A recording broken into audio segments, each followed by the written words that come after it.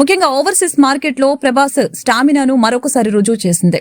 అమితాబ్ బచ్చన్, కమల్ హాసన్, దీపికా పదుకోని నటించిన ఈ సినిమా కలెక్షన్లు రికార్డు స్థాయిలో ఉన్నాయి. గత 2 రోజులుగా వసూలు చేసిన కలెక్షన్ల వివరాలకు వెళితే ఇక ఉత్తర అమెరికా మినహాయిస్తే ఇతర దేశాల్లో కూడా ఈ చిత్రం భారీగానే కలెక్షన్లు రాబట్టింది. తొలి రోజు ముగిసే సమయానికి $2 మిలియన్ వసూలు చేసింది. రెండో రోజు కూడా ఈ మూవీ మరో $1 మిలియన్ వసూలు చేస్తుందని అంచనా వేస్తున్నారు.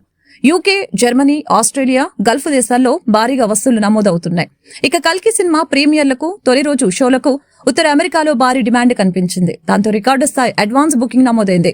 తొలి రోజు ప్రీమియర్లతో కలిపి తొలి రోజు $5.56 మిలియన్ వసూలు చేసింది.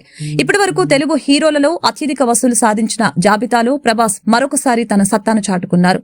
దాంతో ఈ సినిమా మొత్తంగా ఓవర్సీస్ లో తొలి రోజు $7.35 మిలియన్, రెండో రోజు కలిపితే మొత్తం $10 మిలియన్, అంటే 80 కోట్ల రూపాయలకు పైగా వసూలు సాధించే అవకాశం ఉంది అని ట్రేడ్ వర్గాలు వెల్లడించాయి.